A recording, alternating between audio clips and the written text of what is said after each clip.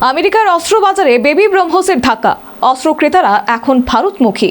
সামরিক অস্ত্র বাজারে ভারতের মেক ইন ইন্ডিয়ার জয় জয়কার।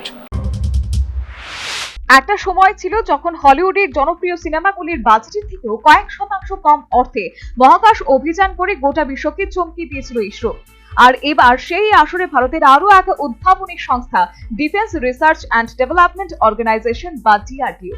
কয়েক বছর আগে পর্যন্ত অস্ত্রের বাজার মানেই ছিল আমেরিকার দামি দামি সমরাস্ত্র। ইউরোপ থেকে শুরু করে গোটা বিশ্ব তাকিয়ে থাকতো সেই সব অস্ত্র শস্ত্রের দিকে। গোটা বিশ্বের সামরিক বাজারে এতকাল রাজত্ব করত আমেরিকার তৈরি M142 হিমার্স মিসাইল। ইউক্রেন যুদ্ধ কাঁপিয়েছে এই হিমার্স, কিন্তু এর এক একটি ইউনিটের দাম প্রায় 20 কোটি টাকা। ঠিক এই জায়গাতেই বাজিমাত করেছে ভারত, নিয়ে এসেছে সস্তায় পুষ্টিকর দাওয়ায়। ভারতের তৈরি পিনাক রকেট তীব্র মারণ ক্ষমতার জন্য গোটা বিশ্ব যাকে বলে বেবি ব্রহ্মস কারগিলের যুদ্ধে প্রথম ব্যবহার হয়েছিল। সম্প্রতি অপারেশন সিঁদুরের সময় দেখা গেছে এর সাম্প্রতিকতম সংস্করণ। পিনাকার এক একটি ইউনিটের দাম ছিল মাত্র 2.3 কোটি টাকা। অর্থাৎ আমেরিকার একটি হিমার্স রকেট সিস্টেমের দামে ভারতের প্রায় 10টি পিনাক রকেট সিস্টেম কেনা যাবে। এই বিপুল সাশ্রয় দেখেই এখন অস্ত্র ক্রেতারা আমেরিকার থেকে মুখ ফিরিয়ে ভারতের দিকে ছুটছে। তীব্র মারণ ক্ষমতার ধারণাটাই বদলে দিতে শুরু করেছে ডিআরডিও। ডিআরডিওর তৈরি মিসাইল ধারে ধারে আমেরিকান মিসাইলের থেকে কোনো অংশে কম নয়, অথচ দামে অনেক অনেক সস্তা। তাহলে লোকে কেন কিনবে আমেরিকান মিসাইল? কপালে ভাঁজ বাড়ছে আমেরিকার। পাশাপাশি আগে পিনাকা রকেট শুধুমাত্র মাটি থেকে ছোড়া যেত, এখন ডিআরডিওর বিজ্ঞানীরা এর এয়ার লঞ্চড বা আকাশ থেকে ছোড়ার সংস্করণও তৈরি করেছেন। হিমার্স এখন পর্যন্ত শুধুমাত্র মাটি থেকেই ছোড়া যায়। দুটি আধুনিক multi barrel rocket launcher system, একসঙ্গে অনেকগুলি মিসাইল ছোড়া যায়। পিনাকায় রয়েছে 12টি রকেট সালভো, আর হিমার্স সিস্টেম থেকে একসঙ্গে 6টি রকেট এবং 1 থেকে 2টি মিসাইল ছোড়া যায়।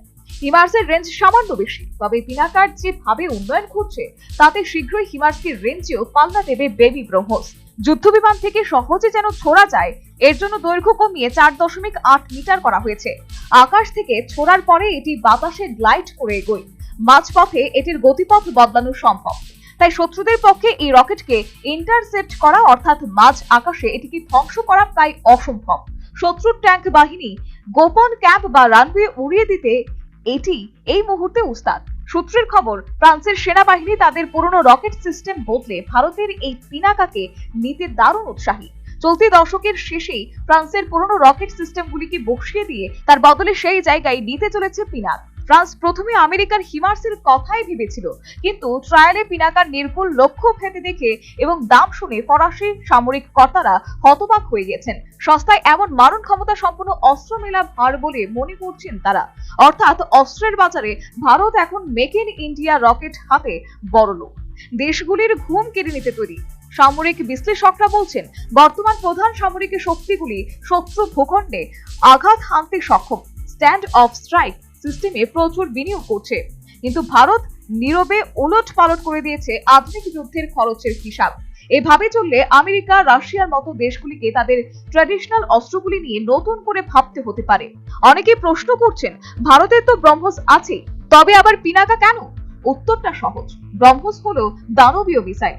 এক একটির দাম 35 থেকে 40 কোটি টাকা।